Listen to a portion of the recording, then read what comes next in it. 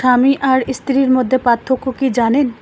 স্ত্রী শুধু তার স্বামীকেই ভরসা করে, তার স্বামী স্ত্রীকে ছাড়া দুনিয়ার সবাইকে ভরসা করে, বিশ্বাস করে।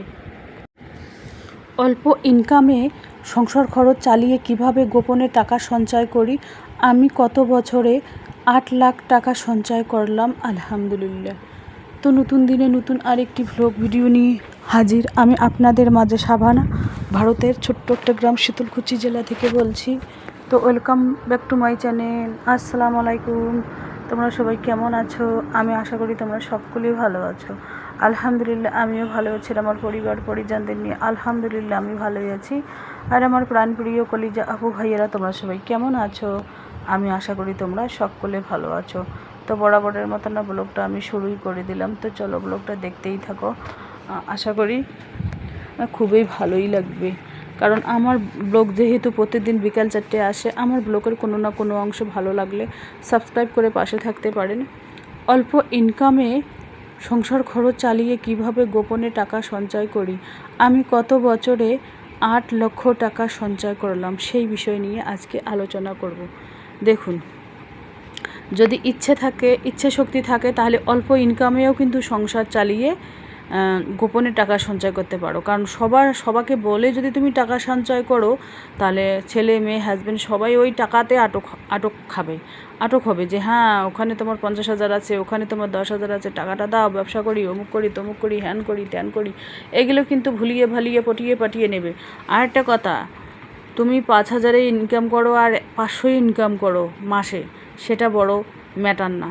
ওই 500 টাকায় যদি তুমি অল্প অল্প করে প্রত্যেক মাসে রাখো, তাহলে বছরের শেষে হচ্ছে 500 টাকা করে হলে 6,000 হয়। তাহলে কিন্তু তোমার মূল্য হবে, দাম হবে যখন তোমার বয়স হবে, বৃদ্ধ বয়সে। আর এখন ইয়ং বয়সে যদি তোমার দাম নাও থাকে, তাহলে বৃদ্ধ বয়সে কীভাবে দাম দেবে সেটাই ভাবো না। সেই জন্য আমরা যারা গ্রামের গৃহিণী বা গরিব ঘরের, আমরা কিন্তু অল্প ইনকামে সংসার খরচ চালিয়ে গোপনে টাকা সঞ্চয় করব। কারণ একদিন তো গোপনে করো আর সবার সামনে করো, কিন্তু গোপনে করলে কি হয়, ওখানে আটক হয় না, ঝগড়াঝাটি লাগে না। আর যদি সবাইকে বলে টাকাটা দাও, আবার টাকাটা নিতে তখন একটা অশান্তি সৃষ্টি, তার থেকে না বলাই বেটার। হোক না 500 করে যদি মাসে জমাও, তো হোক না 4-5 বছর হোক, এরকম করে অল্প অল্প করে জমাও। একদিনে একটা বড় একটা ভালো কিছু কিংবা ছেলে হোক মেয়েকে হোক ভালো দামি একটা কোনো জিনিস কিনে দিলেই তো সেইটা নাম থাকবে, সুনাম হবে, এটাই। তো যাই হোক, আমি এই প্লাস্টিকের ব্যাংকে আর মাটির ব্যাংকে টাকা সঞ্চয় করি। তোমরা তো বলতেই পারো যে আপু কত বছরে তুমি 8 লাখ টাকা সঞ্চয় করলে। আমি প্রায় 8 বছরে 1 লাখ তো হয়ই আমার জমা, আলহামদুলিল্লাহ। খাওয়া দাওয়া রেখে সমস্ত নিজের পকেট খরচ, মানে ক্রিম বগেরা, নিজের যা একটা পার্সোনালিটি খরচ আছে, পার্সোনালভাবে একটা যে খরচ আছে, সেই খরচটা আমি নিজেই বহন করি। হাজব্যান্ড খালি আমার বাড়ি সংসার খরচটা চালায়, ওই প্রত্যেক মাসে আর কি 7,000 করে দেয়। 7,000 টাকায় সংসার খরচ চলে না, 4জন ফ্যামিলির মধ্যে, 4জনের মধ্যে চলে না। আবার আত্মীয় স্বজন তো আছে 2-1জন মাঝে মধ্যে। তাহলে 7,000 টাকা আজকাল কোনো টাকা না। আমি যে ব্যাগের ব্যবসা করি, ডিম বিক্রি করি, আমারও টাকা কিন্তু সংসার খরচের মধ্যে ঢুকে যায়। তো আমি চেষ্টা করব, আমি মানে অল্প ইনকামের সংসার খরচ থেকেই কিন্তু আমাকে টাকা সঞ্চয় করতে হবে। যদি আমার হাজব্যান্ড আমাকে 15,000 টাকা, মনে করো আমার হাজব্যান্ড, একটা এক্সাম্পল দেই তোমাদের, আমার হাজব্যান্ড আমাকে প্রত্যেক মাসে 15,000 করে দেয়, তো 15,000-এর মধ্যে আমাকে কিন্তু 5,000 টাকা সেভ রাখতে হবে। 5,000 না পারলে 4,000 তো পাবো, 3,000 তো পাবো। এভাবে একটা করে সেভ করে আমাদের রাখতে হবে। সবাই কিন্তু টাকা ইনকাম করে, কিন্তু সবাই কিন্তু টাকা সঞ্চয় করে, কিন্তু টাকা সঞ্চয় করার সবার কিন্তু ধরন আলাদা থাকে। কেউ প্লাস্টিকের ব্যাংকে, কেউ মাটির ব্যাংকে, কেউ শাড়ির ভাঁজে, কেউ টেবিলের তলায়, কেউ বিছানার তলায়, কেউ আলমারির কাপড়ের ভাঁজের তলায়, কেউ সরাসরি ব্যাংকে গিয়ে রাখে। মানে এই কয়েক ধরনের ভাবে মানুষ টাকা সঞ্চয় করে। কেউ ট্রাঙে রাখে, কেউ বাক্সে রাখে। এই হলো পরিস্থিতি। তো এখানে দেখুন অনেকগুলো অগোছালো কাপড় আমি গুছিয়ে নেব। মানে এগুলো কাপড় ধুয়ে রেখে দিয়েছি, তো সময়ের অভাবে আর কি গোছানো হয়নি। তো সেই জন্য আমি কিন্তু সপ্তাহে 1 দিন বা 2 দিন এইভাবে বসে, বিছানায় বসে জুতপাত করে সুন্দরভাবে কাপড় গুছিয়ে লাল রেকের মধ্যে রেখে দিই। তো যাই হোক, ব্লগটা দেখতেই থাকো। টাকা আমি 8 বছরে 8 লাখ টাকা সঞ্চয় করলাম, কারণ আমার 2 ধরনের ব্যবসা আছে বর্তমান, ব্যাগের ব্যবসা আবার ডিমের ব্যবসা। হাঁস মুরগির ডিম দুটোই বিক্রি করি, আর ব্যাগও বর্তমান ব্যাগের ব্যবসা জোরদারভাবে করতেছি না, মানে এখন করতে হবে আর কি। তো যাই হোক, এই দেখুন, এই যে গোলাপি কালারের ড্রেসটা দেখতে পাচ্ছেন, এই ড্রেসটা আমাকে ধুয়ে দিতে হবে, নতুন নিয়েছি, এখনও ধোয়া হয়নি। মানে মেয়েকে বলছিলাম ইস্ত্রি করে দিতে, মেয়ে ইস্ত্রি করে দেয়নি। মেয়ের উপর আমি একটু রাগ হয়েছি যে অন্য মানুষ যদি চুড়িদার নাইটি কেটে নিয়ে যায়, ওদের যদি ফিটফাট করে কাজ করো একেবারে, আমারটাও এরকম করে দাও, আমাকে অন্য মানুষ ভাবো। তো এই আর কি। তো এই যে দেখুন, রন্নাগুলো গুছিয়ে আলাদা জায়গায় রাখবো, আর লেগিসগুলো আলাদা রাখবো, কুর্তিগুলো আলাদা রাখবো, যাতে হাত বাড়ালেই পাওয়া যায়। কারণ সব কিছু,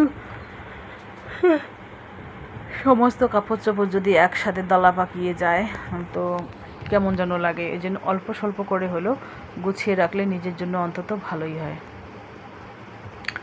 ওড়না আমার কিন্তু সুতির ওড়নায় বেশি, নামাজ পড়া ওড়না আলাদা, বিয়েবাড়ি যাওয়া জামা কাপড় আলাদা, আবার কোনো মেহমানের বাসায় গেলাম ওটার আলাদা, এরকম একটা আলাদা আলাদা করে পার্ট থাকে। তো যাই হোক, চলো ব্লগটা দেখতেই থাকো। আর এই রেকটা আনার মনে হয় হলো 6-7 মাস তো হয়েই গেছে এই রেকটা।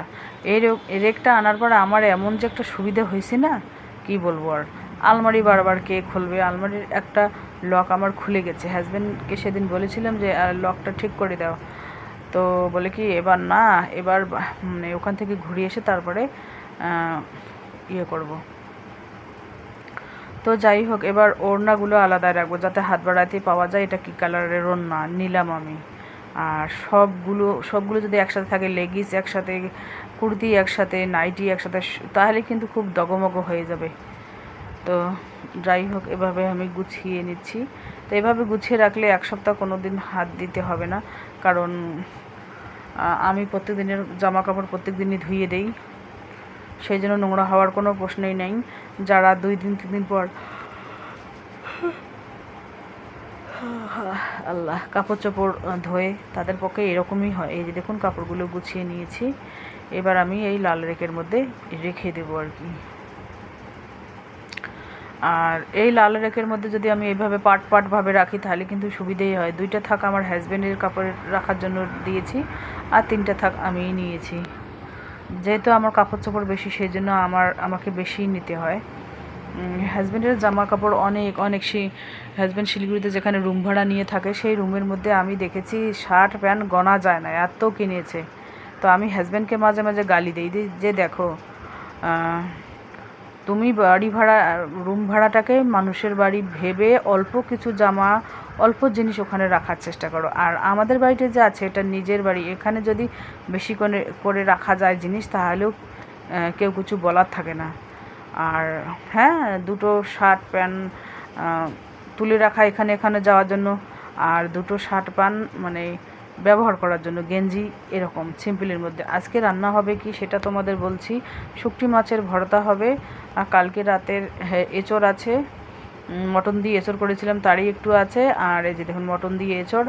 আর এখানে হচ্ছে মা লাউ শাক দিয়েছে, আলু দিয়ে একটু আলু ঘাটি করব। আর এখানে শুকটি মাছ ভেজে নিয়েছি, টমেটো ভেজে নিয়েছি, শুকটি মাছ টমেটো দিয়ে ভর্তা বানাবো। আর শুকটি মাছ আর টমেটোর ভর্তা আমি এই ডালের মধ্যে দেবো। তো চলো, আজকের ব্লগ এ পর্যন্তই। ততক্ষণ তোমরা সবাই সুস্থ থাকো, সাবধানে থাকো, টাটা, আল্লাহ হাফেজ। এই যে দেখুন, শুকটি মাছগুলো কত সুন্দর করে কড়কড় করে ভেজে নিয়েছি। এখন আমি হামানদিস্তায় থেতো করে নেব। শিলনোড়া আমার আছে, শিলনোড়া কি ধুলো লেগেছে রাস্তার সামনে, মেইন রোড, সেই জন্য